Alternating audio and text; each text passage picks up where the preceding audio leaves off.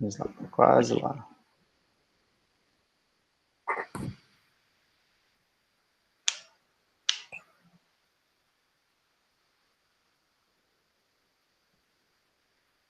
Está carregando o ícone da gravação, mas até agora... Ah, agora sim. Então, bom dia a todos. Muito obrigado pela presença. Desculpa pelos problemas técnicos que a gente teve, porque a gente teve que alterar o link do minicurso para poder efetuar a gravação. Então, e também teve um pequeno problema de comunicação, mas estamos todos aqui iniciando o minicurso Matemática Discreta e Matemática Discreta em Comunicações, né?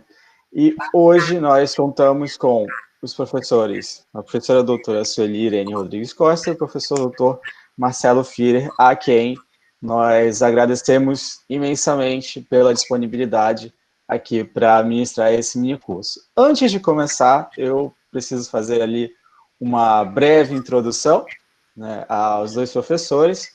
A professora Sueli Irene Rodrigues Costa, professora do IMEC da Unicamp. Ela possui graduação em Matemática pela Unesp, de Rio Claro, possui mestrado pelo ICMC, da USP de São Carlos, doutorado e livre docência pela Unicamp e pós-doutorado no Institute for Advanced Study de Princeton, Nova Jersey, Estados Unidos. Atualmente é professora titular do Instituto de Matemática da Unicamp.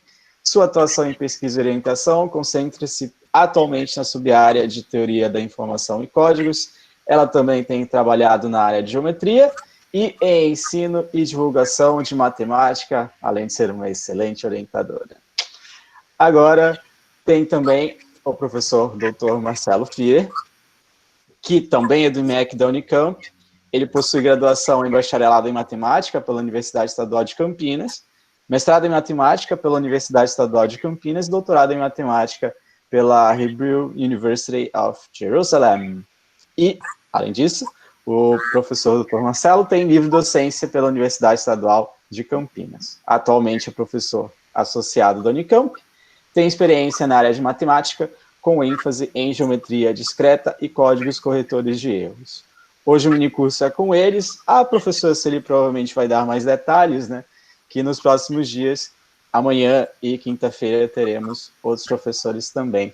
Mas a partir de agora, eu cedo espaço para a professora Sueli, que vai finalmente começar o minicurso. Professora, obrigado pela participação, bem-vinda, boa apresentação. Ok. Obrigada, Marcelo, e a comissão de pós-graduação que organizou o evento. É muita honra para a gente participar desse evento e uma oportunidade da gente divulgar a área de pesquisa e uma abordagem integrada. Eu vou tentar, só um minutinho que eu vou tentar colocar o arquivo.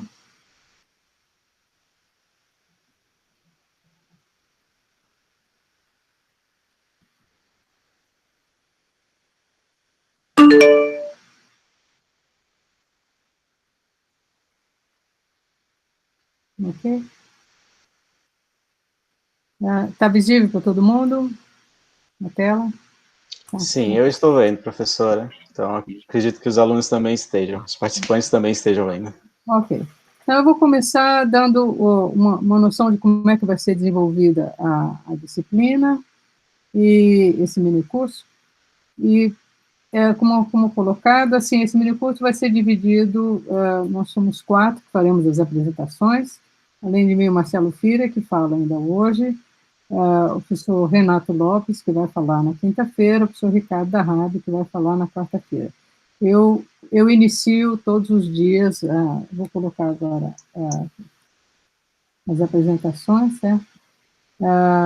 Então, isso aqui só transcrevido, que lá o propósito desse minicurso é abordar 2 tópicos de matemática discreta, essencialmente, códigos corretores de erros reticulados, e aplicações desses para transição de sinais em diferentes canais e em criptografia.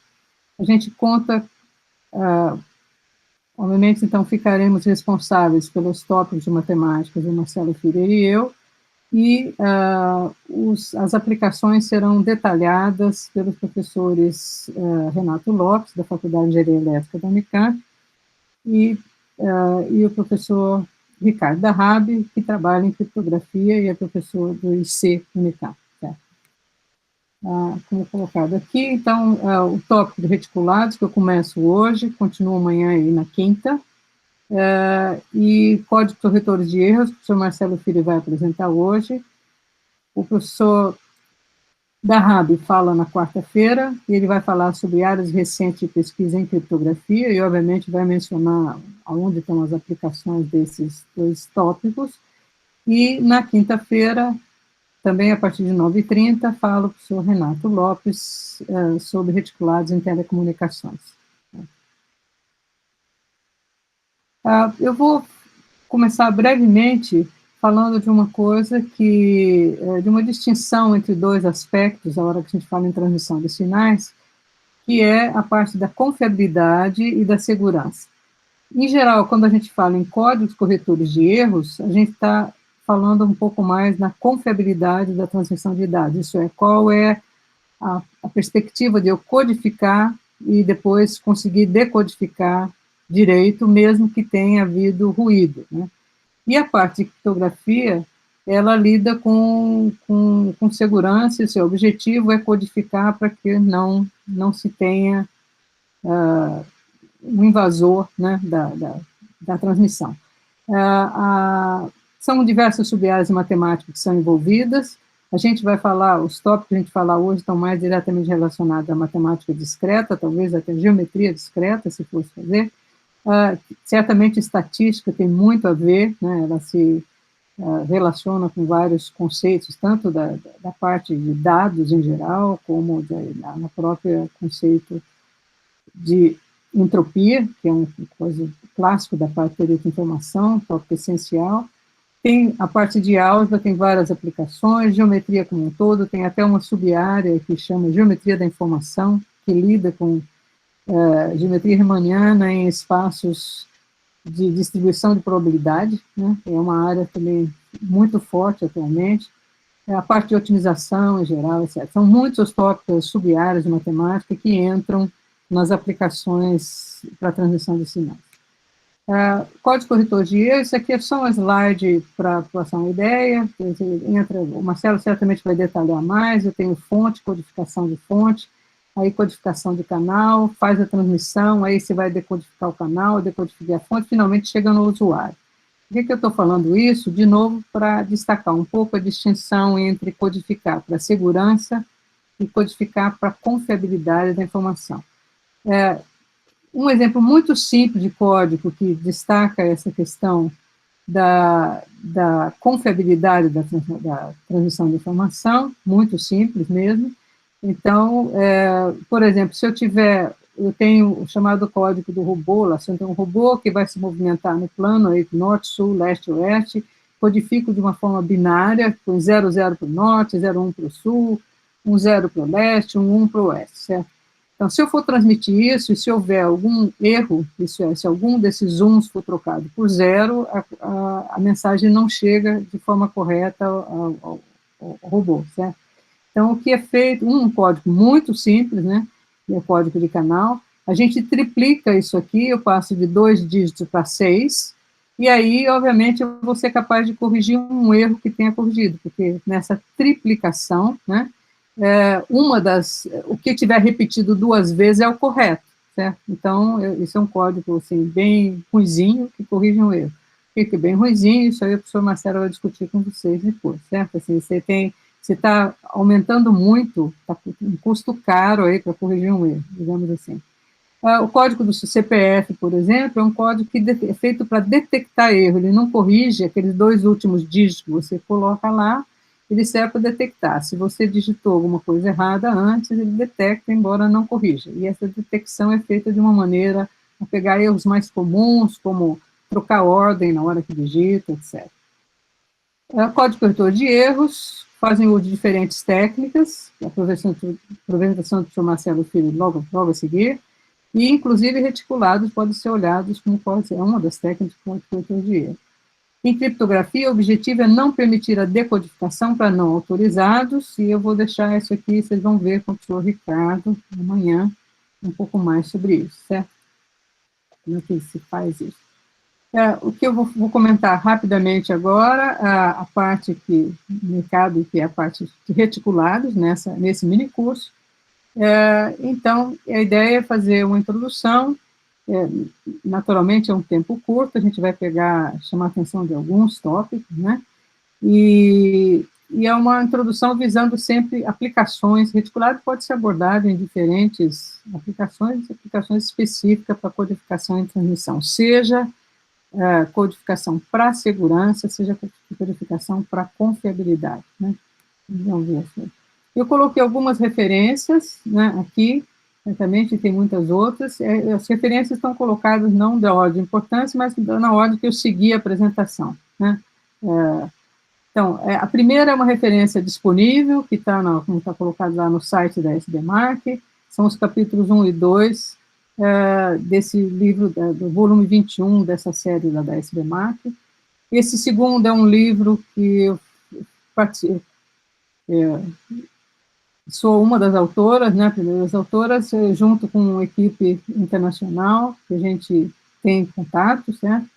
O terceiro é conhecido como a Bíblia nessa área de reticulados, né, que é um livro do Conway e do Sloan, de 98, tem uma versão mais nova, e os outros dois que a gente vai comentar, e particularmente o professor Renato vai também comentar, certamente, são um artigo do professor Zamir, que é disponível, acho que esse é mais fácil de localizar, e o outro é o livro do professor Zamir, que faz uma parte mais aplicada, que vocês vão ver certamente na apresentação do professor Renato. Então, esse aqui é um resumo da assunto.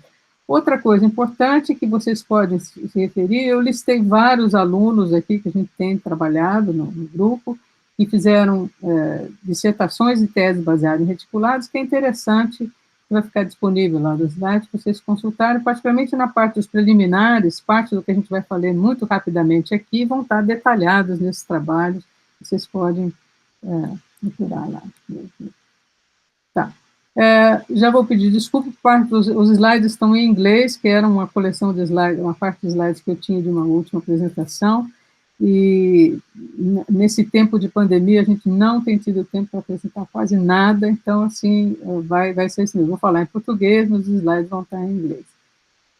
Isso aqui é um resumo da apresentação, de tópicos que vão ser mencionados muito rapidamente, né, como eu falei, a gente tem um tempo curto, e a definição de reticulados, começando bem do começo, o que é um reticulado? É um conjunto, eu vou considerar no espaço Rn, um conjunto de vetores independentes, né, e considerar todas as combinações inteiras desses vetores, não combinações, se eu pegar combinações gerais, eu vou gerir um subespaço, né. Naturalmente, se eu tiver o M estritamente menor do que o N, isso é, esse conjunto de vetores aqui, ele vai estar contido, o reticulado vai estar contido num subespaço próprio do Rn. Se o M for igual a N, não vai estar contido num subespaço próprio, vai estar contido... A maior parte dos exemplos que a gente vai citar são reticulados que têm posto máximo, que a gente fala. Posto máximo, né, vou comentar isso aí, é quando o M é igual ao N. Esses três exemplos aqui, eu coloquei, depois eles vão estar mais detalhados a seguir. Então, o reticulado são só os pontinhos pretos que estão dentro, as bolinhas são já está desenhado aí as bolas, os discos de empacotamento desse reticulado. Esse aqui é o reticulado Z2, ele é gerado pelo vetor 10, vetor 01, é uma base. Esse aqui é um outro vetor, ele é gerado pelo vetor, acho que é 10, e aqui depois eu vejo lá, ficou faltando colocar qual é, mas a base é esse vetorzinho e esse vetorzinho, aí eu pego todas as combinações inteiras e dá esse conjunto de pontinhos pretos aqui. E esse aqui é o reticulado hexagonal, que a gente vai voltar a ele várias vezes, ele é formado pelo vetor 10, e aí o vetor rotacionado de 60 graus, que é o vetor meio raiz de 3 sobre 2. Quando eu pego esses dois vetores e considero todas as combinações, eu tenho um reticulado conhecido como hexagonal. No R3, um reticulado que a gente vai ver que tem densidade máxima, né, na definição que vem a seguir, é um reticulado formado por, eu pego 3 vetores que estão no meio das faces, por isso que ele chama face-centered cubic lattice, face-centered, ele no meio das faces de um cubo aqui, certo? Essa é a ideia. E aí eu pego todas as combinações inteiras desses vetores aqui. Tá, o empacotamento dele, a gente vai ver depois, ele gera o que é chamado empacotamento de pilha de laranja, que é essa volta lá. Eu vou falar muito pouco da história. O reticulado ele começa no século XVIII, né? Nos 1700, né? Tem final do século, mais para o final do século XVIII, com matemáticos como Gauss e Lagrange. O Gauss está em todas, né? E que passam a usar reticulados em teoria de números, uso reticulado em teoria de números.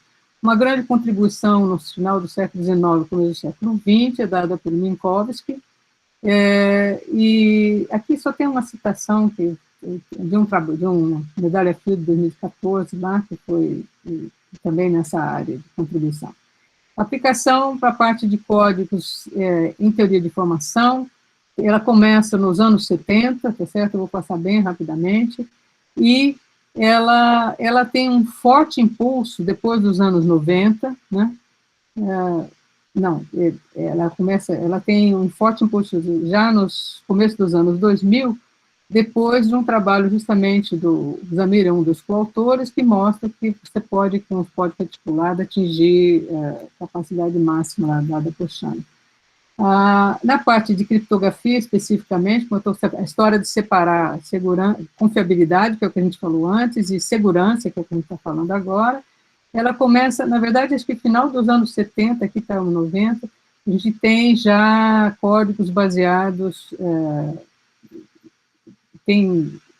aparece nos anos 90 tem a parte dos algoritmos LLL, final dos anos 70, começo dos anos 80, tem isso aqui, tem uma evolução grande, ela tem um impacto muito grande com um trabalho do Peter Shor, nos anos 90, a professora da Rabi certamente vai se referir a isso, que ele demonstrou que os sistemas criptográficos que são muito usados ainda hoje, que são o RSA e curvas elípticas, são vulneráveis se a gente tiver um computador quântico de grande capacidade. Você consegue quebrar os sistemas, certo? Quer dizer, não fica seguro do ponto de vista de transmissão da informação. Então, a partir desse período, passa a ter um crescimento muito grande do uso de reticulados em criptografia, certo? Inclusive, já tem, não só esperando os computadores quânticos, mas para que sejam eficientes nos computadores atuais. Né? Como falei, o professor da Rabi vai falar mais disso para vocês amanhã. Tá? Algumas definições iniciais, eu já tinha definido lá a definição de reticulado, que é uma combinação inteira, e que tinha dito que isso aqui, em português, é posto máximo, o reticulado vai ser posto máximo, quando eu tenho M igual a N. Uma matriz geradora de um reticulado, o que é? Eu vou pegar os vetores da minha base, né, e vou colocar na forma coluna numa matriz. Então, essa matriz base, matriz geradora, ela é uma matriz que tem, de um modo geral, mais linhas que colunas, porque eu tenho N vetores aqui independentes, e como é que eu formo o reticulado do ponto de vista matricial? Eu vou multiplicar essa matriz, que é uma matriz M por N, né? Ela tem N por N, tem mais linhas que coluna, N é o número do Rn que eu estou aqui, e que eu multiplico à direita por um vetor coluna, que tem M coordenadas, tantas quantas eu tenho colunas aqui. E aí eu fabrico um outro vetor, né? Vou fabricar um vetor no Rn, né? Na hora que eu multiplico, vou fabricar um vetor no Rn. Então, essa matriz, ela gera vetores no Rn, que vão estar contidos, na verdade, num subespaço do Rn. A matriz de Gram, veja, a matriz de Gram, ela é uma matriz quadrada. A gente define a matriz de Gram para poder falar do determinante de um reticulado, né? Por quê? Então, veja, a matriz do reticulado, ela é uma matriz, em geral, acima. Aqui é uma matriz comprida, né? Eu vou ter mais linhas do que coluna. Pode ser quadrada, se for posto máximo. Aí eu multiplico essa matriz pela matriz transposta aqui, matriz transposta. Essa matriz aqui, o produto dessas duas matrizes, então isso aqui vai ser uma matriz M por M, né? Isso aqui é M por M, M por M, tá? Matriz M quadrada, essa matriz quadrada, aqui vai ter uma matriz quadrada aqui, e essa matriz quadrada aqui, ela vai ter obrigatoriamente determinante diferente de zero, certo? Por quê? Porque eu tenho matriz de posto máximo, isso aqui é uma matriz de posto máximo, isso aqui é uma matriz de posto máximo, e, portanto, matriz de posto máximo, e, portanto, o determinante dessa matriz aqui é um determinante diferente de zero. Esse determinante aqui, ele vai, é uma matriz positiva, ela é formada por, veja, essa matriz ela é formada pelos produtos escalares dos vetores BI, estou multiplicando o B1, que vai estar na linha aqui, pelo B1, depois o B1, pelo B2, ela vai ser formada pelos vetores B e J, certo? A matriz ela é formada pelos BI e BJ, certo? Produto escalar dos BI por BJ, né? É a matriz de Gram. Não vai dar para escrever aqui, BI por BJ, certo? Então, essa matriz é a matriz de Gram, é uma matriz com determinante diferente de zero, e a gente vai, o volume do reticulado, que a gente chama de volume do reticulado, vai ser a raiz quadrada dessa matriz de Gram. No caso que eu tenho uma matriz quadrada, onde o M é igual a N, ele pode ser o módulo do determinante da matriz geradora B, né, quando a matriz for quadrada. Então, aqui ficou ruim, mas os termos dessa matriz aqui seriam BI e BJ. BI, cartesiano, eu sou ruim nesse negócio aqui. BI, bom, vocês entenderam, BI e BJ. Essa é a matriz formada pelos produtos internos dos BI e BJ. Né? Vamos em frente, então, isso aqui são parâmetros aí de um reticulado qualquer. Uma caracterização equivalente de reticulado, mas matemática pura, digamos assim, ela é, eu vou dizer, um conjunto do RN vai ser um reticulado se e só se ele for um subgrupo discreto do RN, certo? Aditivo, né? Discreto do RN. Não vou entrar muito em detalhe. Isso aí, vamos lá em frente. Então, exemplos de reticulado, esse aqui é o reticulado que eu tinha falado lá, que não tinha dito abaixo, esse aqui é o reticulado formado pelo vetor 1, 0 e meio, então, a minha base é formada pelo vetor 1, 0 e o vetor meio raiz 14 sobre 2. Por que eu peguei esse aqui? Esse aqui é o reticulado hexagonal, né, certo? Que é o clássico, que pegou esse vetorzinho, pega esse aqui 60 graus. Naquele lá, a gente subiu um pouquinho, né, pegou esse aqui, e esse vetor tem a mesma coordenada x, mas ele está mais alto, que é essa ideia. Então, ele vai ser... Esse desenho, os pontinhos estão desenhados, eles estão desenhados também com a bola, que tem o maior raio possível, que no máximo toca, dois interiores dessas bolas aqui não se interseccionam, certo? Então, a gente vai falar disso. Isso aqui vai ter a ver com o conceito, isso são reticulados de posto máximo, todos eles têm dois vetores ali gerando, né? E vai estar associado com o conceito de densidade de empacotamento. Né? Exemplo de reticulados no R3, como eu falei, o reticulado Z3, que é fácil de olhar lá, que já está com a densidade, ficou uma coisa meio misturada no resgate que eu fiz dos slides aí. Mas, e a densidade, isso aqui, o resultado, o reticulado que é chamado, a gente tinha falado do reticulado de face centrada, esse aqui é o reticulado de corpo centrado, do cubo. Quem quer uma base desse reticulado, eu pego esse vetor, por exemplo, esse vetor, e o terceiro vetor eu vou pegar como o centro do cubo, okay? E faço combinação desses vetores, tá? Eu volto já nesse slide para falar da densidade. Esse vai ser o reticulado que tem maior densidade de cobertura, certo? Não de empacotamento. Aqui. Esse é do face centro, que eu vou pegar esse vetor, o vetor na face, outro vetor na face, 3 vetores na face, no meio da face do cubo e gero. Tá? Mudança de base em reticulados. Deixa eu ficar atenta para o horário, porque já está quase na hora. Eu vou atrasar 5 minutinhos, Marcelo. Tá? Mudança de base em reticulado. Então, como é que eu faço? Então, um reticulado tem infinitas bases, mas essas infinitas bases, assim como quando eu estou pensando no RN, tem infinitas bases. Quando a gente está pensando em reticulados, eu preciso fazer a mudança, a matriz mudança de base tem que ser uma matriz especial, para eu poder passar de uma base para outra e da outra para uma. O que precisa ser especial? Ela precisa ser uma matriz inteira, com coeficientes inteiros, né, e invertível. Então, eu vou ter aqui duas matrizes geradoras, e, portanto, estou pensando em reticulados de posto máximo, vai ficar mais fácil a discussão aqui. Elas vão, pode ser, também vale para não, eu vou ter que duas bases, duas matrizes geradoras geram o mesmo reticulado, se uma for obtida da outra, multiplicando por uma matriz que tem coeficientes inteiros e tem determinante 1 ou menos 1. Isso é equivalente à matriz ser invertível e a inversa dela ser coeficientes inteiros, porque o reticulado exige que eu escreva ele com combinação de inteiros. Então, é essa a ideia. Então, matriz geradora, eu vou ter duas matrizes geradoras. Isso é uma coisa interessante, que, por exemplo, se eu penso no reticulado dos inteiros, o reticulado dos inteiros, ele tem como matriz, né, a matriz, ele vai pegar a matriz aqui 1, 0, né, essa é a matriz geradora, e aqui 0, 1, é a própria matriz de identidade, pensando no R2, e aqui 0, 1, essa é a minha matriz geradora do reticulado dos inteiros, base canônica, esse vetor e o outro vetor. Aí, se eu multiplico essa matriz, que ela é a própria matriz de identidade, por essa matriz U é coeficientes inteiros e determinante menos 1, é o determinante menos 1. Ela vai continuar gerando, dar o mesmo reticulado que o Z cartesiano Z lá, né?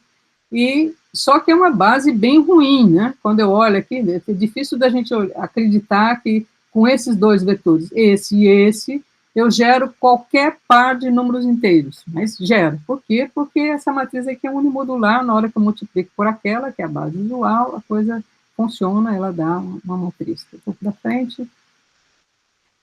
Uma outra matriz geradora por reticulado hexagonal, né, é a mesma coisa. Eu vou pegar essa matriz horrorosa aqui, que ela é a matriz clássica do reticulado hexagonal, 1 inteiro, o gerado de 60 graus é essa aqui, e multiplico pela matriz U, aquela matriz anterior lá, que é unimodular. Então, dá essa base horrível aqui do reticulado hexagonal. Por que eu estou falando isso? Assim, primeiro que é importante saber quando que duas matrizes geram o mesmo reticulado.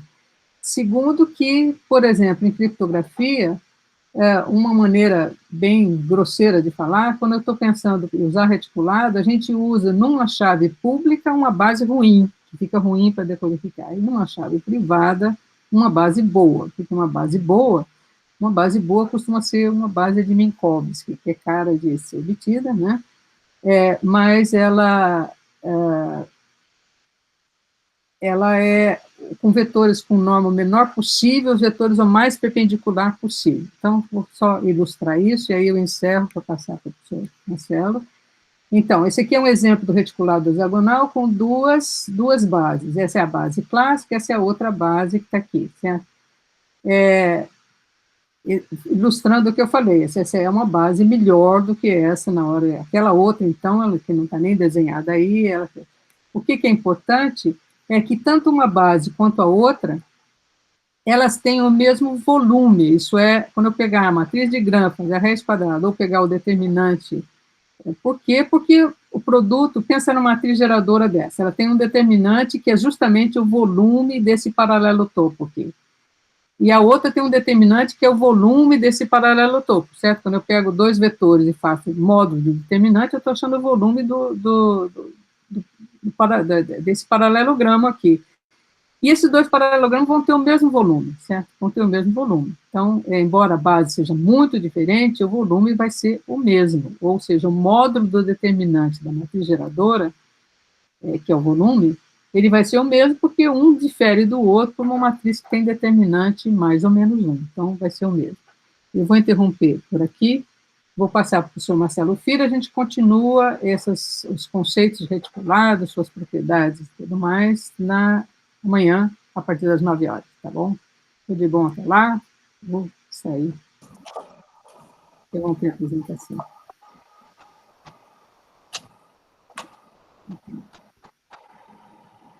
Tudo bom, pessoal? Espera um pouquinho, agora eu vou botar o fone. Só um minutinho aqui que eu tenho que sair. Aqui. Pronto. Ok?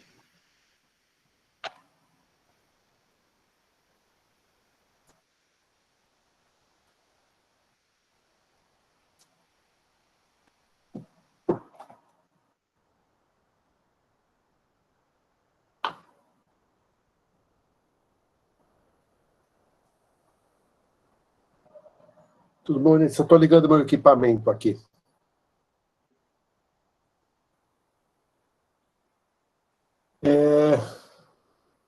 Bom dia. Eu queria começar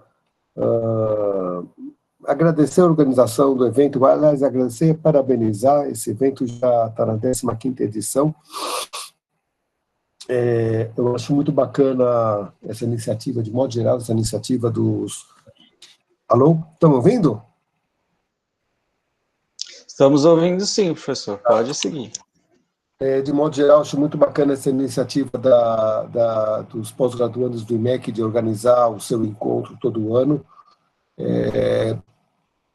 Organizar encontros, organizar eventos científicos é aquela coisa que eu acho que é um pouco... Só vive porque a gente tem memória curta. Tá? Sempre dá um bocadinho de dor de cabeça, um bocadinho de trabalho, mas quando passa a gente se encontra, a gente se lembra das coisas boas e esquecemos do literal trabalho de parto, né? Dizem que se a memória não fosse seletiva, as mulheres não teriam mais que um filho. Mas eu vou falar aqui, então, e queria agradecer a Sueli por ter organizado essa sessão, esse mini curso com tanta gente. Eu vou falar aqui um pouco de fato, beabá, de códigos corretores de erros. Eu não estou assumindo nenhum conhecimento prévio das pessoas e queria deixar, e vou falar, e vou também poder escrever. Queria agradecer se vocês pudessem perguntar ao longo, se alguém tiver dúvidas, se alguém quiser perguntar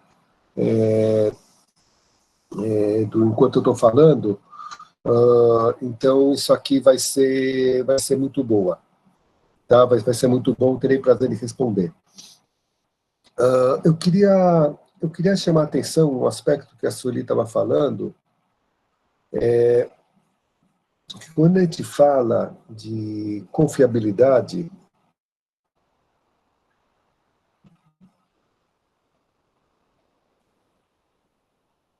e segurança, que são dois tópicos importantes, dois tópicos que vão ser trabalhados aqui. Confiabilidade tem a ver com saber que o outro recebeu o que eu enviei.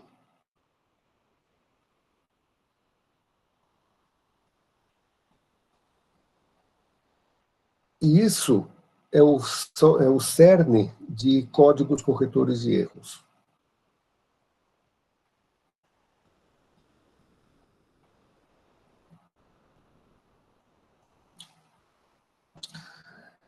Quando a gente fala de segurança, a gente fala do outro não saber ou não entender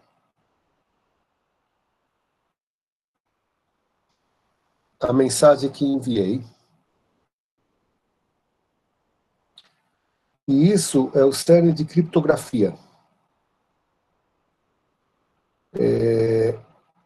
Essas duas vertentes, elas são quase uma oposição, uma espécie de dualidade entre os dois. Eu não vou falar sobre criptografia, mas essencialmente para o outro saber o que eu enviei, o que a gente precisa, num certo sentido, é de alguma coisa que tem algum tipo de ordem, tá? Alguma coisa que, olha, se der algum problema eu consigo consertar. Então, a gente quer, num certo sentido, a gente lida com problemas complexos para oferecer alguma coisa que seja simples. E criptografia se baseia em problemas de fato difíceis. Tem que ter coisas que sejam difíceis para o oponente fazer. Mas eu vou começar falando um pouquinho da teoria de matemática de comunicação, tá? Teoria de matemática de comunicação, a não ser comunicação por cartas ou comunicação pessoal, tá certo? A gente já vê no século XIX, começo de telégrafo, começo de rádio, tá certo? Comunicação em termos usando eletricidade, essencialmente, de algum modo, já tinha diversos meios de comunicações e as coisas eram tudo ad hoc, tá? Tudo funcionava, você faz e funciona. A matematização desse negócio, como teoria de comunicação, ela tem um marco inicial, que é esse artigo de 1948,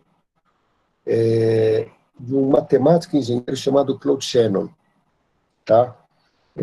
Mas quem quiser dar uma olhada, eu acho que vale super a pena dar uma olhada. Claude Shannon tem vários, eu vou dizer aqui, que de fato é um trabalho inaugural, um trabalho que ele colocou bases matemáticas para se entender tudo isso que se fazia. Tá certo? De fato, aqueles trabalhos que serão lembrados daqui a 100 anos ou daqui a 200 anos também, tá? Porque ele colocou as bases para tudo que vem depois. Se alguém quiser olhar também, o Shannon era uma figura muito interessante, no certo sentido, uma pessoa quase um renascentista, alguém com interesses múltiplos. Ele também é engenheiro, muitas construções que ele fazia, etc. e tal. E tem um monte de vídeos bacanas sobre ele, tá? Quem quiser ver, tem um monte de vídeos bacanas. Qual que é o modelo apresentado pelo Shannon, tá? Essa imagem aqui é uma imagem que aparece no artigo dele de 1948. Então, o que a gente tem? Aqui a gente tem informação de fonte, tá? A origem da informação. Então, isso aqui, por exemplo, é uma imagem.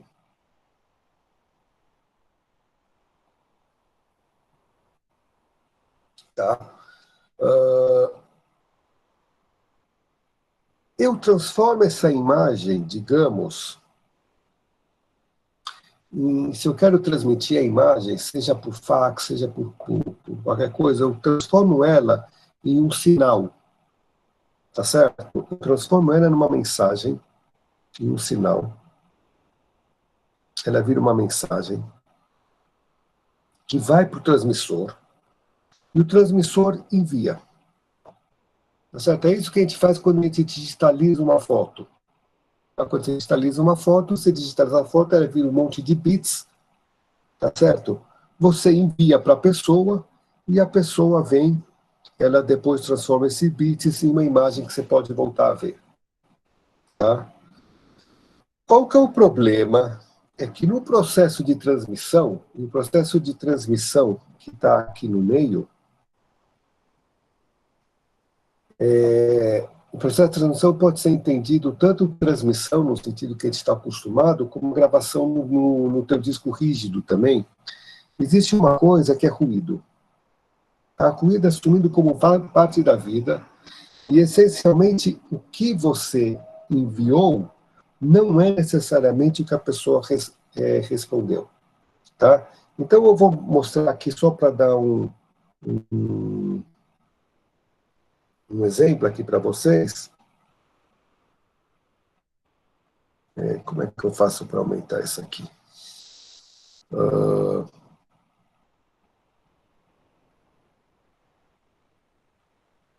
Tá certo? Eu posso ver aqui uma imagem de macaquinhos que você envia, e a imagem que você recebe, ela está corrompida por um monte de erros, e com certeza dá para ver a imagem original, dá para perceber a imagem original, mas com certeza não é a mesma imagem original. O erro, desculpa aqui, o erro que a gente quer tratar, ele é sempre um modelo probabilístico. ou seja, tem alguma probabilidade de acontecer algum tipo de erro, dependendo do... Os modelos são diversos, mas é sempre uma variável aleatória. Tá certo? E o problema de código corretores de erro é lidar com esse erro. Eu quero que o que eu transmito seja igual ou muito parecido com o que a gente recebe.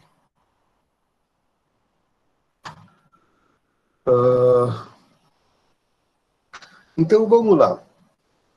O desafio é a transmissão de informação com alta confiabilidade. Tá? E no próprio trabalho do Shannon fala, independente da semântica. Ou seja, ele olha um monte de informação, não interessa o que significa,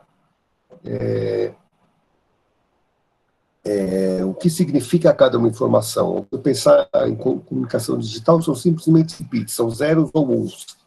Eu quero que onde é para ser zero seja zero, que onde é para ser um seja um. Tá? E não mais do que isso. Confiabilidade, ela depende do contexto. Tá? O que isso quer dizer que a confiabilidade depende do contexto?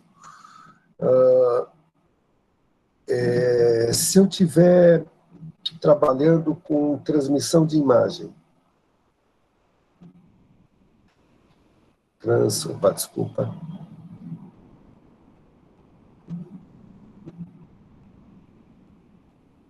De imagens. Ou de transmissão de dinheiro, a minha tolerância a erro, elas são muito distintas. Tá certo? A tolerância a erro transmissão de imagens é muito maior do que transmissão de dinheiro.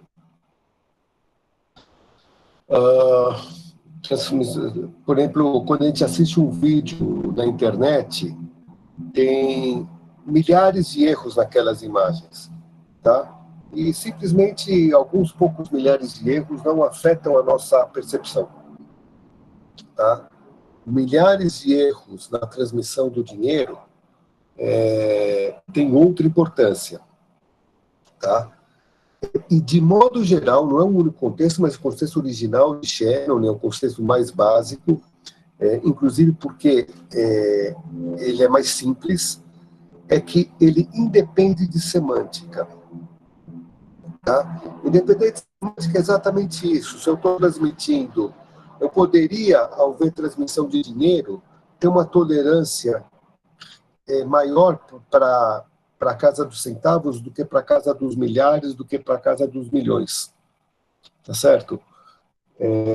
E poderia ter modelos que levassem isso em consideração. Existem modelos que levam isso aqui em consideração, mas esse aqui não é o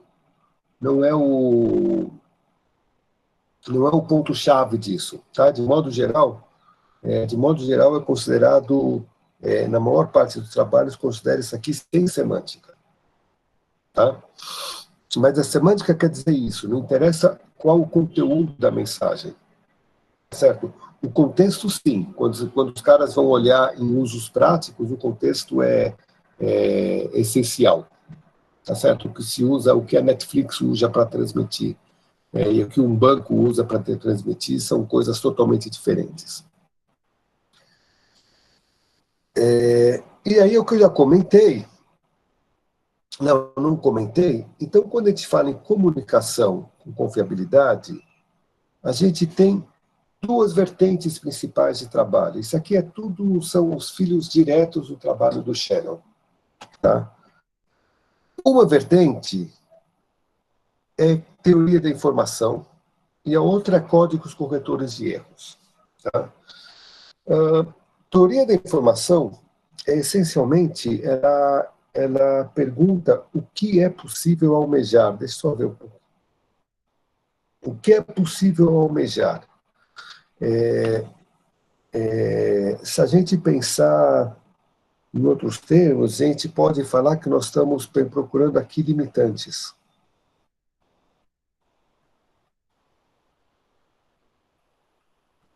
o que é possível fazer? Quais são os limitantes para as funções relevantes que a gente tem? E como é que elas se comportam? Já códigos corretores de erros, ele visa como fazer isso. Ou seja, como eu vou conseguir obter coisas que atinjam os limitantes ou que estejam próximas o suficiente dos limitantes. Tá certo? Limitantes é limitante do que é possível fazer. Tá? Eles são sempre limitantes no sentido matemático, são sempre máximos ou mínimos atingíveis, ou seja, limitantes de funções dadas. Tudo em ordem? Por enquanto... Então, vamos falar um pouquinho sobre o Teorema de Shannon, tá? Que está na base desse negócio. Esse modelo, apesar de que a transmissão de informação é sempre contínua, tá? Existe todo um processo de discretização desse negócio, e você trabalha com conjuntos finitos. Tá? Então, considero X um conjunto finito, XK, uma potência de X, como sendo um conjunto de informação. Tá? Então, esse conjunto de informação, digamos, pode ser, eu posso considerar isso aqui como sendo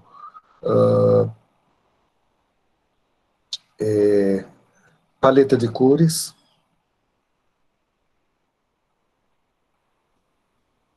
e isso aqui eu posso falar de cor de cada pixel.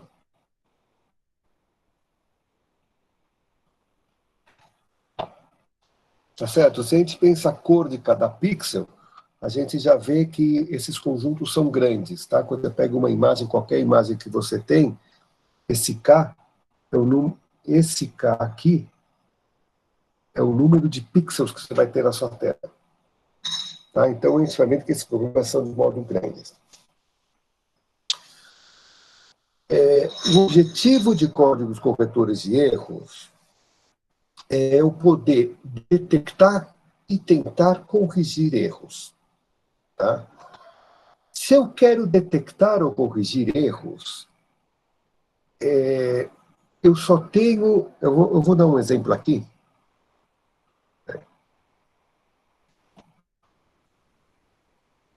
Eu vou dar um exemplo aqui para vocês. Digamos que a informação, digamos que eu pego números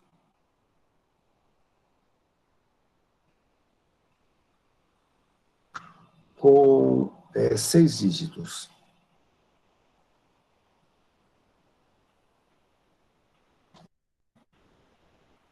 Seis dígitos, vamos pensar em 5 dígitos, vai, 5 dígitos. Tá? Números com 5 dígitos, eu consigo escrever 100 mil palavras.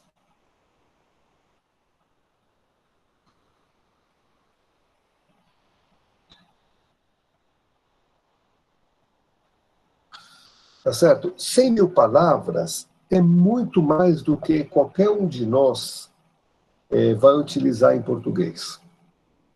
Tá? Vai utilizar, vai ler, e assim por diante. Eu posso pensar no português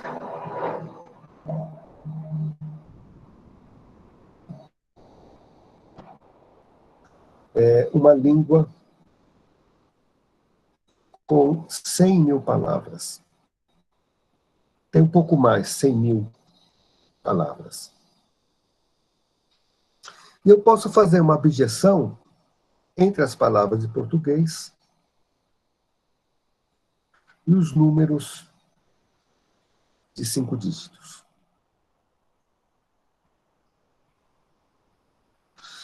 Isso aqui tem uma vantagem enorme. Tá certo? Tem uma vantagem enorme. Qual que é a vantagem? Eu com 5 dígitos, sou capaz de escrever todas as palavras. Com até 5 dígitos, sou capaz de escrever todas as palavras. Eu encurto muito as minhas mensagens. Mas eu tenho um problema. Eu tenho uma palavra que é 1, 2, 3, 4, 5, e a hora que eu transmito ela, digamos que houve um erro,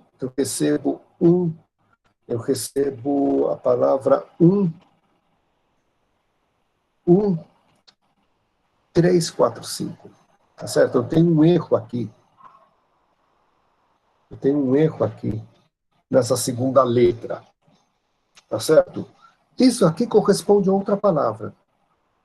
Existe outra palavra que tem esse significado e eu não tenho como distinguir isso aqui se eu não tiver semântica. Então, por que eu consigo distinguir se eu envio a palavra vaca e eu recebo a palavra VACL, que aqui tem um erro? Porque essa palavra não existe. Tá? Então, essencialmente, do ponto de vista de comunicação, não estou nem falando do ponto de vista de alfabetização, porque ler esse negócio aqui, a gente não consegue codificar os sons a partir disso, tá? Da questão da fonética. Estou falando do ponto de vista de comunicação, isso aqui está no cerne de códigos corretores de erros. Se você quer poder tentar identificar erros, identificar a existência de erros, corrigir erros, você precisa acrescentar. Opa! Espera um pouquinho. Você precisa acrescentar redundância. Tá? Então, como é que se acrescenta redundância? Se eu estou aqui numa potência k de x, eu pego uma potência n desse meu alfabeto, com n maior do que k, e eu considero aqui dentro um subconjunto C, que vai ser meu código, que é um conjunto que está em bijeção com o meu conjunto de informações. E aqui a gente tem o primeiro parâmetro importante em teoria de códigos. Qual que é a taxa de informação? Tá certo? A taxa de informação é quanta informação eu tenho, a quantidade de informação eu tenho, pela quantidade de possíveis resultados que eu tenho, ou seja, do espaço ambiente. Que ela sempre vai ser menor do que 1. Tá? Essencialmente, a gente quer que essa redundância seja pequena. Tá? O primeiro tipo de redundância que vocês veem quando faz códigos corretores de erro é quando você liga para pedir algum problema na sua telefônica ou telemarketing, qualquer coisa dessa, que as pessoas te perguntam o CPF. E a primeira reação que a pessoa faz, se você diz o CPF, ela repete. Tá certo? Então, a repetição, tá certo? É uma redundância. A taxa de erro da repetição é o seguinte: para passar o CPF uma vez, ele precisou ser dito 2 vezes, a taxa de erro é meio. Tá? Se eu tiver disposição e paciência de ficar repetindo esse processo 1000 vezes, ou 1 milhão de vezes, a probabilidade de ter um erro ela vai para 0, tá certo? Mas o custo vai para infinito. Tá? O que o Shannon mostrou? Que existe uma constante C, que ele chama de capacidade do canal, tá? Que é algo que depende do modelo de ruído, do modelo probabilístico de ruído. Alô? Que ela tem a seguinte propriedade: para todo R menor do que C, eu consigo um código com taxa R, essa é a taxa, tá certo? E com probabilidade de erro menor do que epsilon. A probabilidade de erro é menor do que epsilon, dado epsilon qualquer. Qual que é o problema? É que conforme epsilon decresce, conforme epsilon vai para 0, quando epsilon vai para 0, o que nós temos? O nosso n vai para infinito. Tá?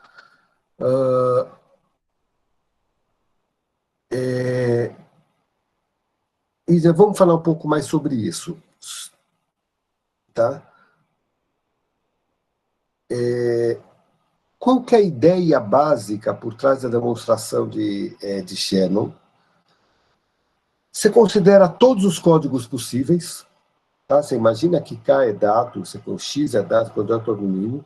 Você faz uma média da probabilidade de erro e considera o limite quando N tende a infinito.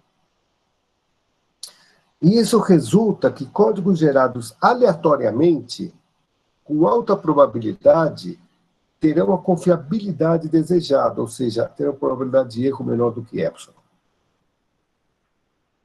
Está dizendo o seguinte, olha, se você pegar N grande o suficiente e quiser um código confiável, tem uma maneira bastante clara de fazer isso. Simplesmente chuta.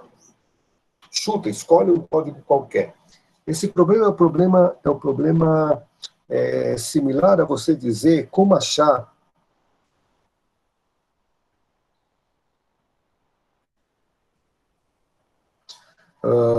uma base em um espaço vetorial.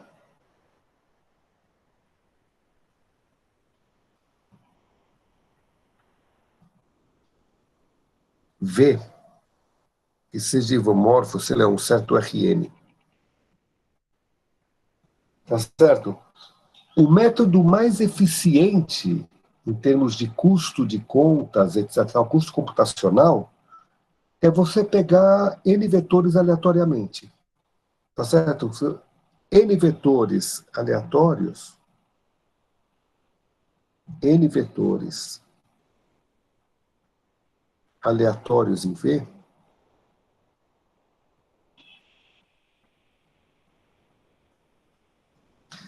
formam uma base nem sempre, mas com probabilidade 1. Probabilidade igual a 1. Tá certo? E não obstante, a gente não usa isso aqui, porque esses vetores vão ter alguma cara que a gente não tem noção do que é, se for de fato aleatório.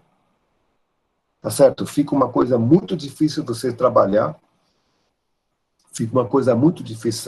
e o mesmo tipo de problema aparece aqui. Tá?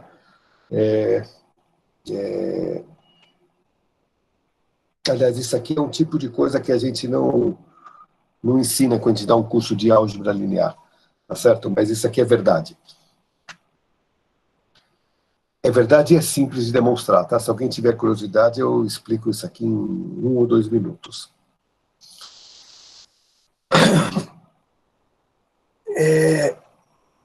Então, essa ideia de que códigos aleatórios atingem a capacidade do canal, a probabilidade de erro menor do que epsilon, estude essa pergunta, por que eu preciso fazer alguma outra coisa? Tá certo? E os problemas são os dois problemas que provém da demonstração e das limitações delas. N grande significa o quê? Que para eu poder decodificar uma mensagem, eu tenho que receber N letras do meu alfabeto. Eu tenho que receber, eu só decodifico uma palavra depois que a palavra chega, mas eu estou dizendo que as palavras têm N letras.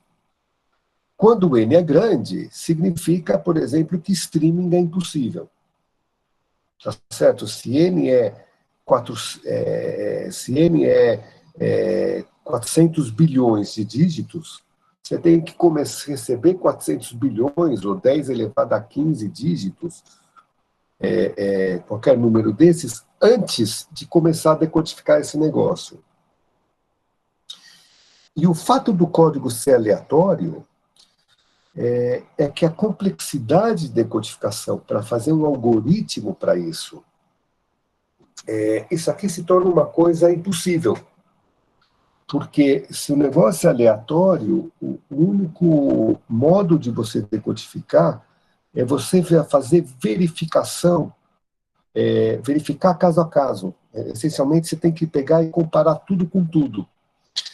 Comparar tudo com tudo é fácil se ele for 2 ou 3, mas é muito difícil quando N for grande.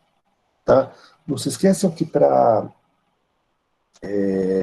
eu vi uma vez um grande cientista de ciência e computação falando como uma espécie de provocação para matemáticos,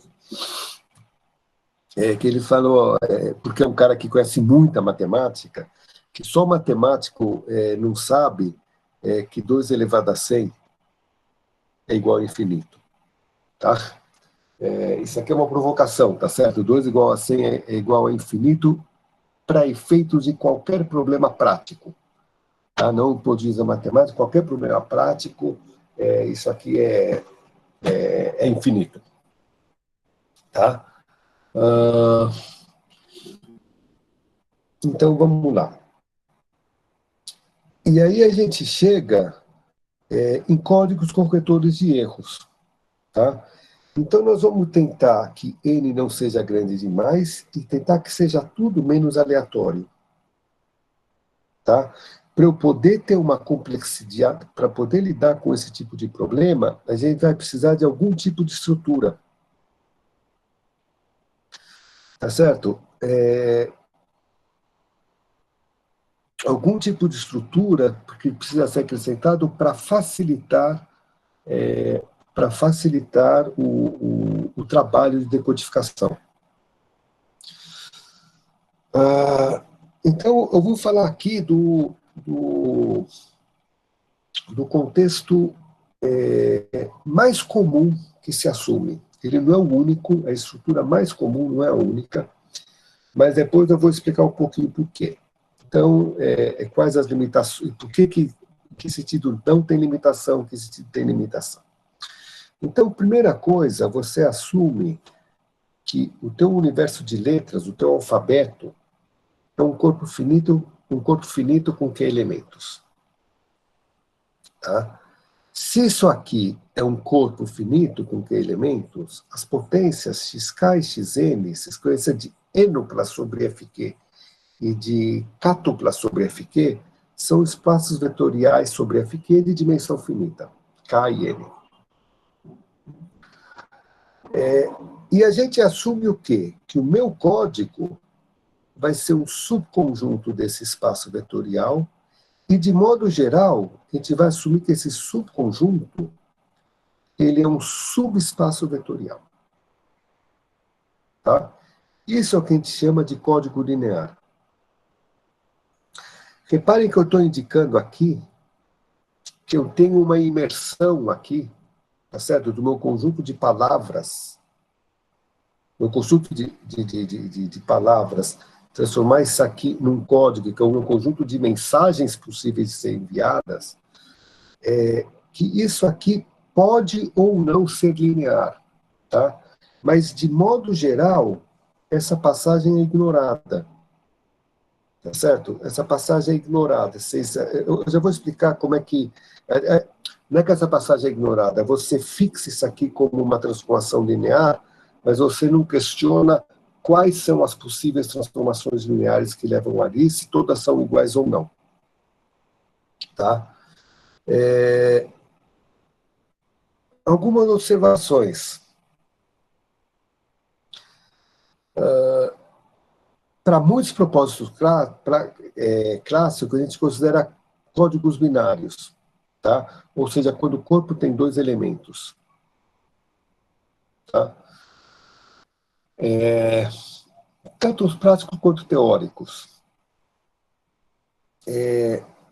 Você tem uma vertente que você considera, em vez de corpos finitos e espaços vetoriais sobre corpos finitos, uma coisa que precisa, você considera anéis e módulos sobre anéis. Tá? E esse comprimento aqui, esse N, tá certo? Ele pode ser fixo num código, e daí é o que nós vamos chamar de códigos de blocos, sobre isso principalmente que a gente vai falar. Tá? Ou ele pode ser variável.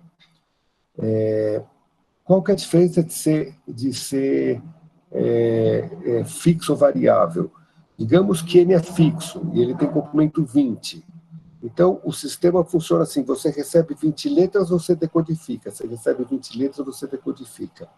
O N variável, você recebe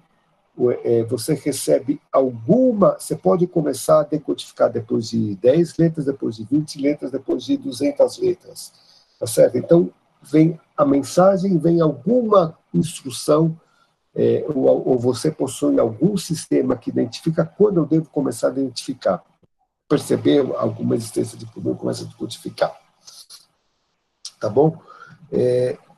Inclusive, porque é mais simples, vamos focar muito mais nisso. Tá? Quando a gente fala de introduzir códigos lineares, tem o seguinte, a capacidade de canal de Shannon, ou seja, conseguir códigos tão confiáveis quanto a gente deseja, com uma taxa de informação qualquer permitida pelo canal, ela pode ser atingida por códigos lineares, tá certo? Em princípio, a gente está considerando o máximo de alguma grandeza x pertencente a um conjunto R. Tá? E aqui, nós estamos considerando o máximo dessa mesma grandeza, sendo que x pertence a R e x é linear. Tá certo? Então, em princípio, isso aqui é menor ou igual. Tá certo? Porque quando eu estou procurando o máximo, é um subconjunto. Tá certo? Isso aqui é um teorema que afirma que isso aqui é igual. Tá? Ou seja, esse teorema afirma o quê? Que nós nada perdemos ao trabalhar com códigos lineares nesse sentido. E além de não perder coisa nesse sentido, a gente ganha alguma estrutura para poder trabalhar. Alguma estrutura para poder trabalhar, alguma estrutura para poder codificar, e esse vai ser o nosso foco aqui hoje.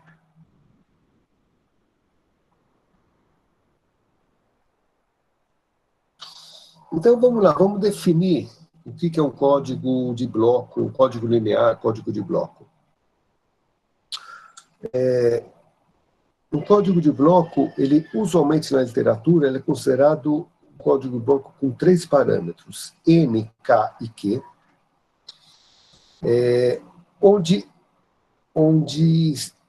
é um conjunto C, onde C é o quê? C é um espaço vetorial de dimensão K, esse é o parâmetro aqui, contido num espaço vetorial de dimensão N, sobre um corpo com Q elementos. Tá?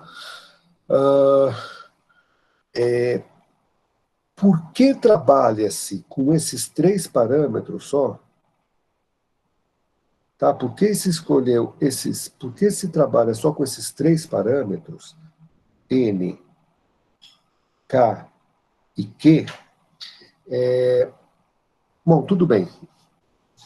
Depois aparece um outro parâmetro, tá? Mas depois eu estava trocando as bolas. Isso aqui eu queria falar sobre outros parâmetros depois. Em geral, como é que eu faço para representar esse código? Eu escolho uma base ordenada de C, vetores V1, V2, VK, e escrevo uma matriz cujas linhas são as entradas desses vetores. É uma matriz K por N. Tá? Essa matriz é chamada de matriz geradora. Não tem paridade aqui, não. Isso aqui eu vou apagar porque...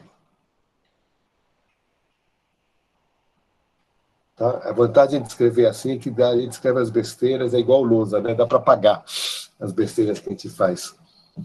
Eu faço uma quantidade enorme de besteiras, eu sei, aqui está todo mundo morrendo de vergonha, e eu não tenho a vantagem que tem em sala de aula, que é um monte de aluno atento, corrigindo as besteiras que eu faço. Tá certo? Então, como é que funciona agora o sistema quando a gente introduz um código de corretores de erro? Tá certo? A gente tem aqui o nosso conjunto de informação. Tá certo? Eu pego uma informação C e multiplico pela matriz G. Tá certo? Então, isso aqui, que era um vetorzinho, uma cátupla de elementos, era uma palavra com K letras, passa a ser uma palavra com N letras, que eu chamo de palavra-código. E o que eu transmito é isso. Eu transmito essa palavra-código. É isso que passa pelo canal, e o canal, não nos esqueçamos, isso aqui é o lugar dos erros. Então, o que a gente recebe, a mensagem recebida, ela pode ser morada como como uma mensagem enviada, mais um vetor de erro. Tá certo? A mensagem enviada, recebida é o Y. Ela contém um erro. Aqui entra algum sistema que a gente tem para correção de erro. Detecção e correção de erro. E daí eu vou dizer o quê? Eu vou tentar corrigir o erro, vou ter uma certa palavra Y chapéu, que eu chamo de mensagem corrigida. Tá? Esse Y chapéu é uma palavra código, tá certo? A ideia visual, para vocês terem uma imagem, eu tenho aqui o meu sistema de informação, e eu insiro isso aqui como um subespaço num espaço de dimensão maior. Eu pego aqui uma palavra código que vem separada aqui, e quando eu recebo aqui alguma coisa que está aqui fora. Tá certo? E, essencialmente, eu quero poder fazer o quê? Eu quero pegar e poder projetar isso aqui em cima de uma palavra código. Tá?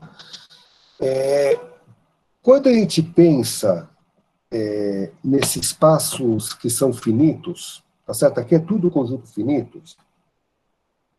A gente pensa o seguinte, olha, eu vou tentar medir de algum jeito o que é mais próximo, o que é mais longe, e como o conjunto é finito, fica mais fácil. Eu posso simplesmente comparar tudo.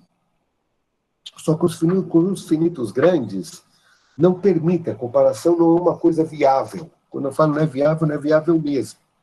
É coisa de demorar 15 séculos para fazer com força bruta.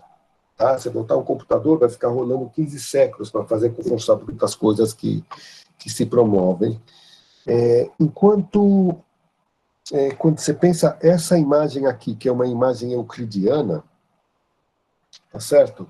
Ela está usando uma coisa que a gente não tem em espaços finitos. Quando a gente fala em projeção, a gente está usando essencialmente produto interno. E produto interno tem significado que sobre corpos finitos a gente não tem produto interno. Tá? Então, apesar do universo ser finito, e quando você pergunta, olha, tal problema de otimização tem solução, a resposta de existência ela é trivial. Ela é sempre trivial. A resposta de como encontrar, ela sempre tem uma resposta trivial, que é horrível, que é força bruta. Verifique todas as instâncias, verifique todos os casos.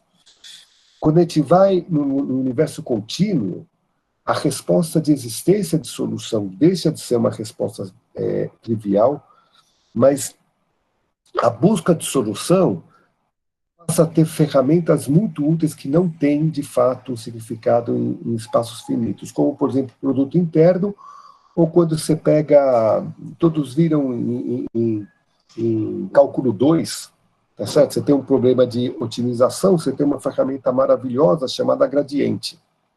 Siga o gradiente. Tá certo? Siga o gradiente que você está caminhando na direção de máximo crescimento. Essas ferramentas não existem.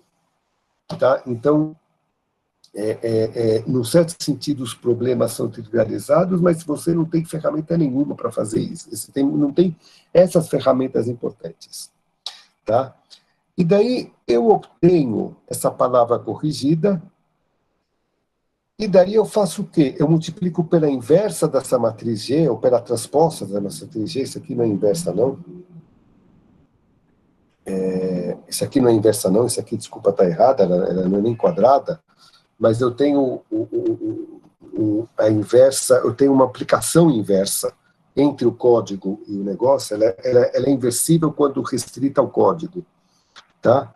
E você obtém de novo a palavra C. Tá? Qual que é a intenção? Qual que é o objetivo? A gente tem esse processo que eu pego C, associo X, transmito e recebo Y, decodifico como um certo Y chapéu, e depois eu pego aqui um certo C chapéu. Essas etapas aqui, elas são etapas de computação sem erro. Tá? São objeções sem erro. Então, o nosso objetivo é a gente ter que essas duas aqui sejam iguais.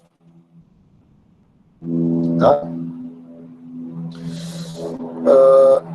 E a pergunta que tem, então, é o seguinte: eu recebo uma mensagem Y e eu quero decodificar, corrigir, entre aspas, essa mensagem, e a pergunta é como é que se dá esse processo? Tá? Vocês estão lembrados, quando a gente falou de erro, de ruído, o modelo era sempre probabilístico. Tá? Então, o modelo primário de decodificação que a gente tem, o modelo correto de decodificação, é o modelo de máxima verossimilhança. Quem que eu vou escolher como sendo Y chapéu? Tá certo? Eu vou pegar uma palavra código que satisfaz o quê? A probabilidade de receber Y. Dado que eu enviei Y chapéu, ela tem que ser maior ou igual do que qualquer probabilidade, do que a probabilidade de qualquer referente a qualquer outra palavra código. Ou seja, ela é a mais provável de ter sido enviada, dado que eu recebi Y, Eu não sei qual foi a intenção, mas eu recebi Y. Se eu recebi Y, qual é a mais provável de ter sido enviada? Tá certo? Não precisa ser muito esperto para perceber se eu enviei a palavra vaca, se eu recebi a palavra VACL, tá certo? A palavra vaca é mais provável de ter sido a palavra enviada do que a palavra escola. Tá certo? E se não for, o nosso modelo de probabilidade está muito feio. Tá? O nosso modelo, a gente tem um problema muito feio. Tá certo?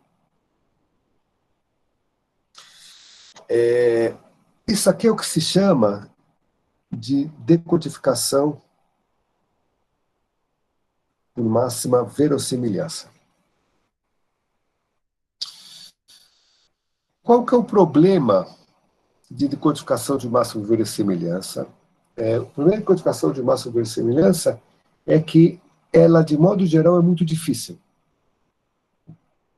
Isso aqui, o modelo probabilístico tem pouca estrutura. Tá? Então, o próximo passo que a gente vai fazer é tentar associar uma estrutura métrica a esse modelo probabilístico. E nós vamos fazer isso aqui num caso muito específico, tá? Que é o canal binário simétrico, sem memória. Então, o que nós vamos explicar é o que são isso aqui é BSC, Binary Symmetric Channel, em inglês. Vamos explicar o que significa binário, o que significa simétrico, o que significa sem memória, que geralmente é omitido aqui, tá? Memoryless, mas é omitido aqui. Binário é muito simples. E poderia ser queário, precisa ser 2, é que o meu corpo é o corpo de 2 elementos, 0 e 1. O que significa que ele é simétrico. Tá? Se eu envio 0, eu posso receber 0 ou posso receber 1. Eu tenho essas duas possibilidades. E se eu envio 1, eu também posso receber 0 e receber 1. Dizer que ele é simétrico é que a probabilidade de eu enviar 0 e receber 1 e a probabilidade de eu enviar 1 e receber 0, a probabilidade de eu trocar 1 por 0 e 0 por 1 é a mesma, que é P. E, consequentemente, a probabilidade de eu enviar 0 e receber 0 também vai ser igual à probabilidade de receber 1 e enviar 1 e receber 1, que vai ser 1 menos P. Isso que é simétrico. Sem memória quer dizer o quê? Eu estou enviando uma série de bits, tá? Uma sequência de bits. Eu posso ter erro em cada um deles. Dizer que não tem memória quer dizer que, olha, o que acontece com um não tem influência nenhuma sobre o que acontece com a entrada seguinte. Tá? E por isso essa probabilidade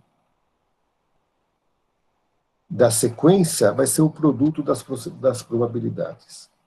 Tá?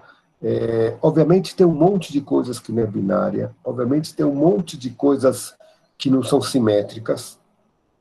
Tá? Por exemplo de coisas que não são simétricas são erros de digitação. Tá certo? É comum você trocar o A pelo Z, mas é menos comum você trocar o A pelo K. Por quê? Porque um está perto do outro no teclado. Tá certo? E está cheio de coisas que não são sem memórias. Tá? Se você pegar danos físicos no meio material, ou seja, riscar um risco na superfície do disco, do CD, etc. e tal, isso aqui sempre tem memória, tá certo? O risco nunca é em um pontinho só, tá certo? Ele sempre tem um risco ali que a probabilidade de ter erro aqui implica que vai ter, com alta probabilidade vai ter um erro, com maior probabilidade vai ter um erro maior em alguma direção. Tá? Mas esse canal, ele é um canal super importante, é o modelo mais básico que tem, e eu vou explicar um pouquinho por quê. Primeiro que eu falei, ele é o canal mais estudado. Tá? Ele é importante em termos de engenharia porque ele representa o pior caso. Tá? É o caso mais difícil de corrigir. Ele representa o pior caso porque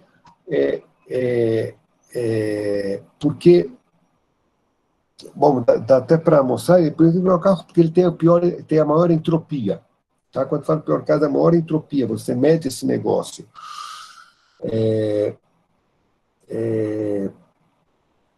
E ele é o pior caso porque eu não tenho um viés de erros. Eu não tenho um viés de erros. Ou seja, se eu falar que é mais provável eu trocar 0 por 1, eu trocar 1 por 0 do que 0 por 1, então eu vou procurar palavras, códigos, trocando uns por zeros. Tá certo? E eu tenho coisas com mais probabilidade do que as outras por isso. Aliás, esse modelo, por exemplo, é um modelo que o pessoal trabalha na natureza, de modo geral, quando trabalha com neurociência, trabalha-se com esse modelo. Tá certo? Os neurônios acenderem ou apagarem por uma questão na natureza, por uma questão de economia. Quando você quer modelar a natureza por esse tipo de negócio, reparem que essa teoria é uma teoria de engenharia, basicamente. Ou seja, você não é basicamente, em princípio, não, ou a sua origem não é uma teoria que você é uma teoria que dá base a tecnologias e não a ciências da natureza. Ou seja, você não está interessado em princípio, em modelar e entender a natureza, você está interessado em construir objetos. Tá certo? Isso aqui não quer dizer que começa a se desenvolver teorias, digamos assim, formosas, e com recursos interessantes, não quer dizer que você não consegue também modelar alguns aspectos da natureza. E quando você vai modelar aspectos da natureza, é altamente improvável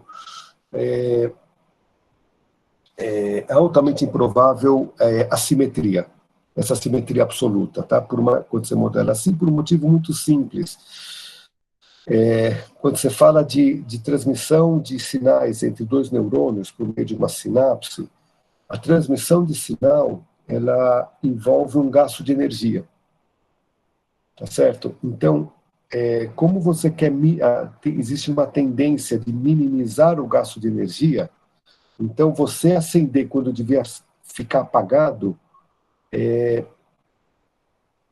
mais incomum do que você ficar apagado quando você deveria ter aceso, tá certo? Porque num você gasta energia não necessária e no outro você deixa de usar uma energia, mesmo sendo necessária para o processo, mas você economiza, tá certo?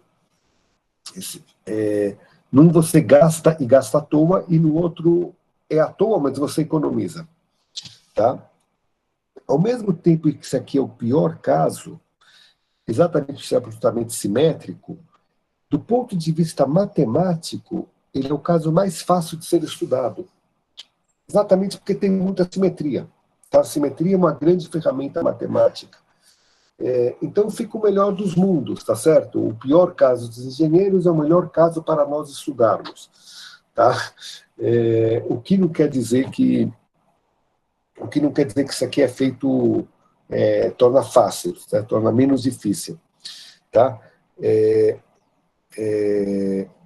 Aliás, quando os engenheiros trabalham com esse caso de pior caso, na realidade isso aqui de modo geral, é um reconhecimento da ignorância, tá certo? Ou seja, os experimentos, fazer modelos de erros em canal, demandam muitos experimentos, ou seja, experimenta, manda coisa, recebe, vê, você cria protocolos muito longos, e depois você tem que criar algum modelo para isso. E geralmente você não sabe nada. Então, quando você não sabe nada, você assume o pior caso. Quando a gente fala de ser aqui a coisa mais fácil, o principal ganho que a gente tem é que a decodificação ela pode ser utilizada usando critérios métricos. E é aí que nós vamos falar aqui agora. Tá? Então, essa aqui como o canal binário simétrico é o mais importante, a métrica de Hamming é a mais conhecida e a mais relevante. Tá? Não esqueçamos que nós estamos num espaço vetorial. Eu defino o peso de Hamming como sendo o número de coordenadas de um vetor, como sendo o número de coordenadas não nulas desse vetor. Tá? E a métrica de Hamming como sendo o peso da diferença, o que vai dizer o número de coordenadas distintas entre esses dois vetores. Tá? E daí entra esse primeiro teorema, que é um teorema bem básico, que é o seguinte: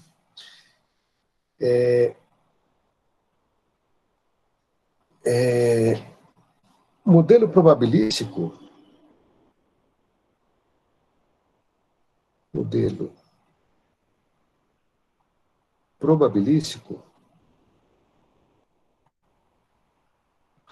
a decodificação é feita por máximo verossimilhança, ou seja, pega o mais provável, escolha o mais provável.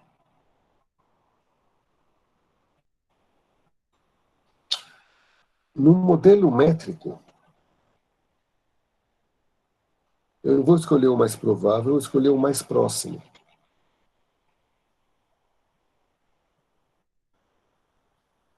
Tá certo? Então, é o seguinte, por que a métrica de Hamming é importante? Se eu considerar um canal binário simétrico sem memória, que é o pior caso, é o caso mais comum, e um código C, imagina que eu recebi uma mensagem Y que não está em C. Então, eu vou procurar as minhas palavras-código, meu X em C, E eu vou procurar aquele que é mais provável de ter sido enviado, dado que eu recebi Y. Eu vou pegar o mais provável, o máximo provável de ser enviado. Ao mesmo tempo, eu posso procurar as palavras-códigos X, tá certo? Que estão mais próximas de Y, tá certo? O mais próxima é a menor distância, tá certo? Por isso que é o mínimo, de acordo com a métrica de Hamming. E esses dois modelos são os mesmos. Para esse canal, esses dois modelos são os mesmos. Eu posso escolher o mais provável ou o mais próximo, que eu sempre recebo, vou ter a mesma resposta. Então, a gente começa a fazer decodificação usando ferramentas métricas, tá? E invariantes métricos.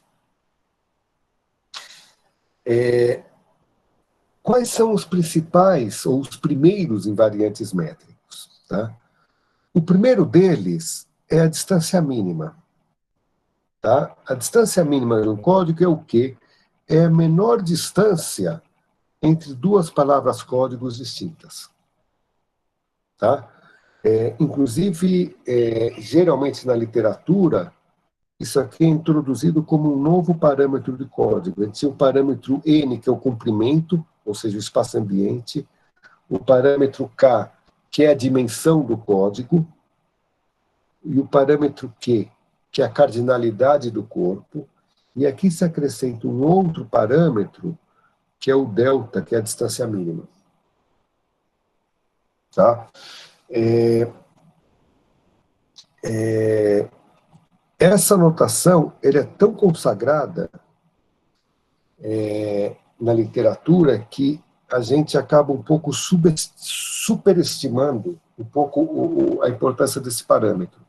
Tá? Ele é um parâmetro importante, mas ele está longe de definir a situação. Tá? E daí eu vou explicar para vocês por que ele é importante e por que ele está longe de definir essa...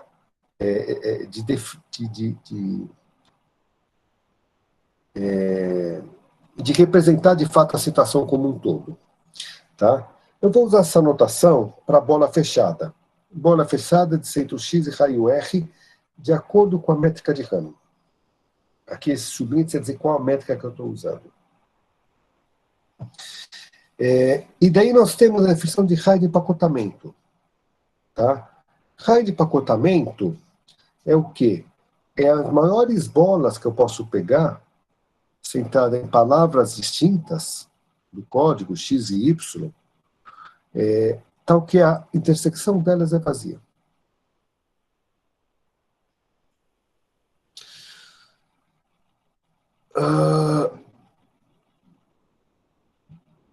Bom, eu já vou falar assim. Qual que é a importância do raio de empacotamento? Tá? Raio de empacotamento o raio de empacotamento é o seguinte, vamos considerar que eu tenho uma palavra X transmitida e ela é recebida uma palavra X a qual é adicionado um erro. E vamos chamar como antes Y chapéu a palavra decodificada. Ou seja, é a palavra mais próxima, é a palavra código mais próxima da palavra recebida. Tá? Então, vamos ler. O que acontece? Vamos olhar qual o tamanho desse erro. Tá?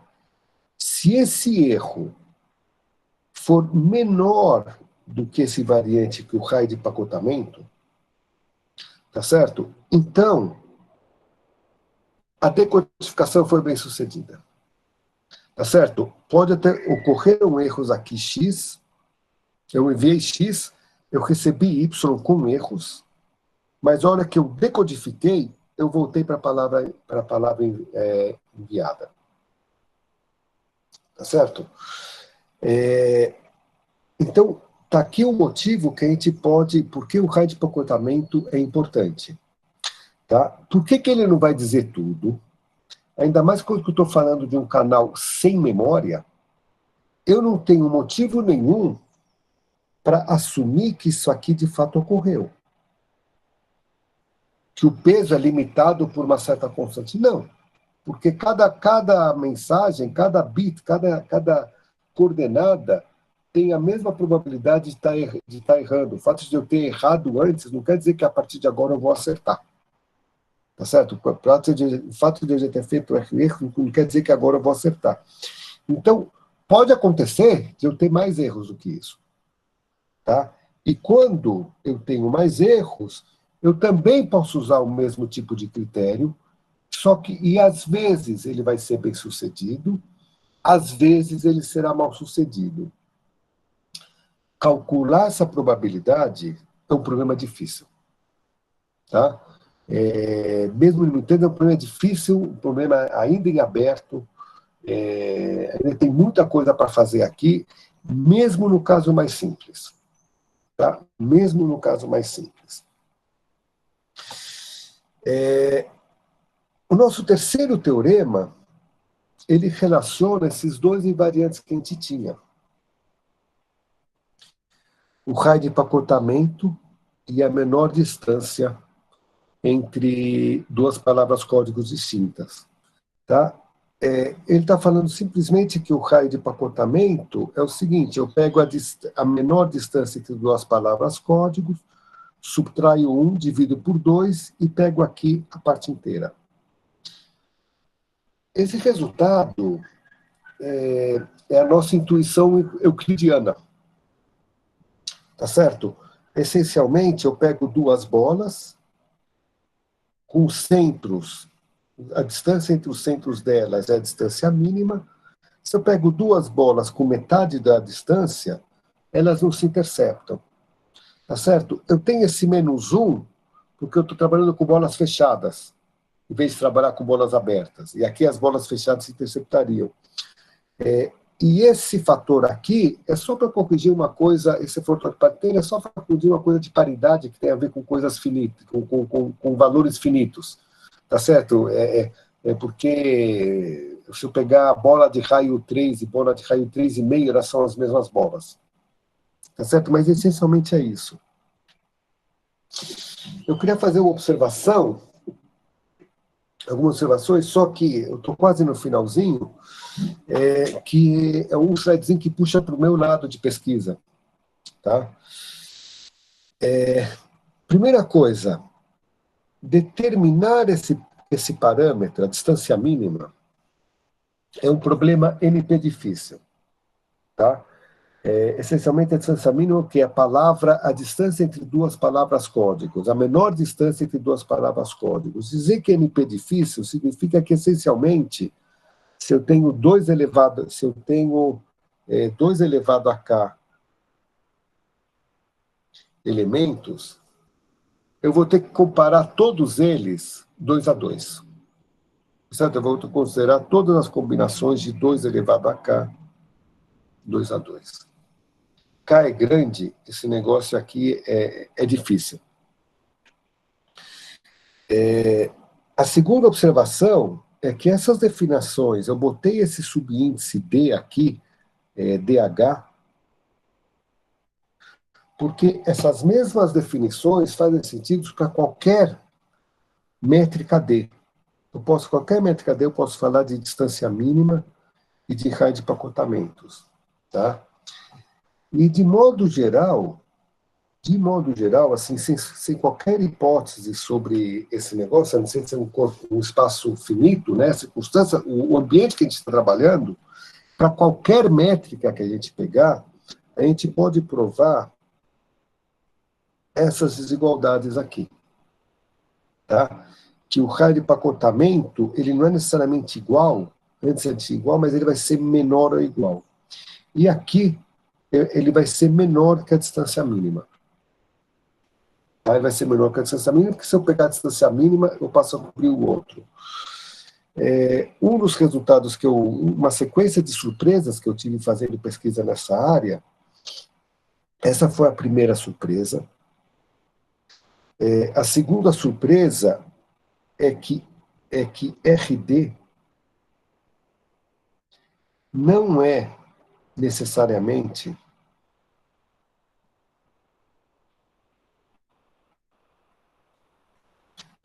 uma função da distância mínima, ou seja, eu posso ter palavras eu posso ter código com a mesma distância mínima, mas com raio de empacotamentos distintos. E a terceira é que se eu pegar o caso mais simples, tá certo? O problema da distância mínima, ele é NP difícil porque você tem que o número de palavras códigos, QAK, é grande. Tá? Ou 2AK. A terceira despesa é que se a gente olhar esse invariante, o raio de empacotamento, é NP difícil, mesmo quando K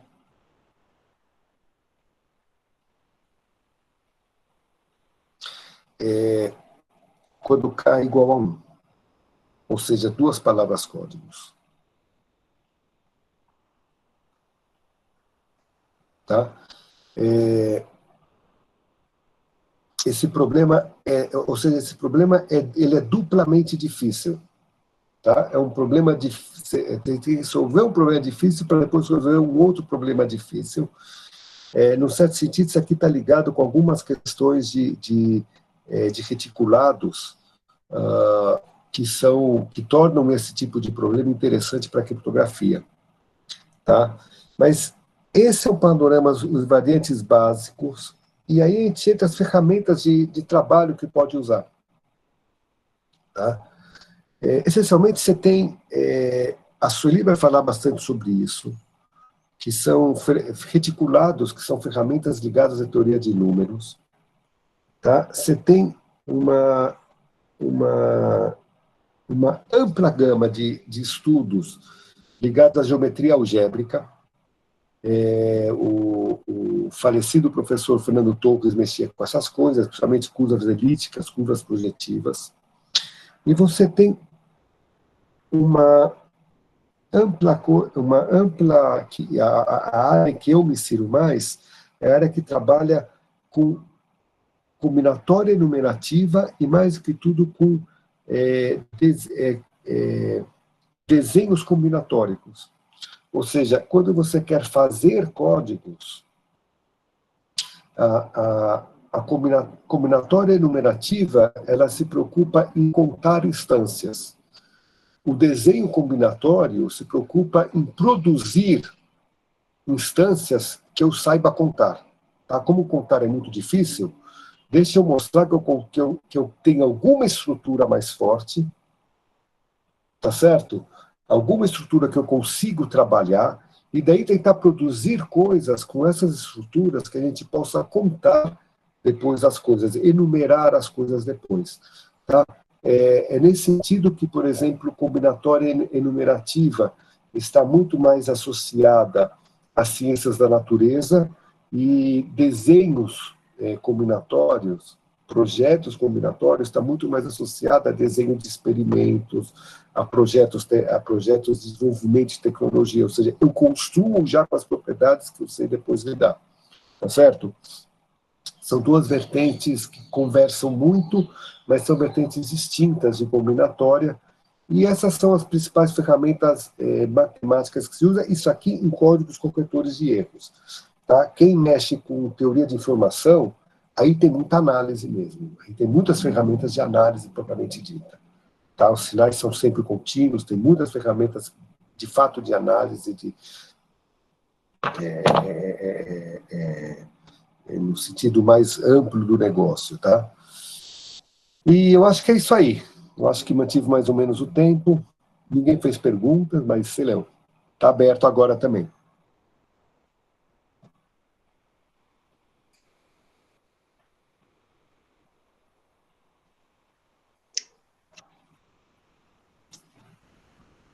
Bom, pessoal, alguma pergunta? Alguma dúvida?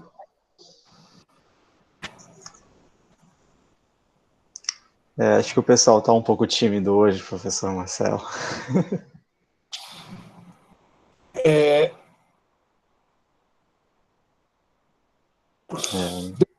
minha letra? Mesmo caprichando, ela bonita ela não fica, tá? O máximo que eu esforço é para ser legível, Ah, é isso que importa, professor. Bonita não tem jeito. Tá ótimo, tá ótima a apresentação também.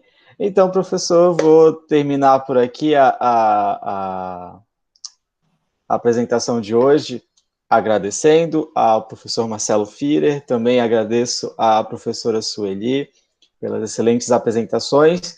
Só queria reforçar que amanhã continua, né, o minicurso, no mesmo horário, de 9 às 10h40. Espero que amanhã a gente já não tenha nenhum atraso, já esteja tudo certo. E o link, né, é esse aqui.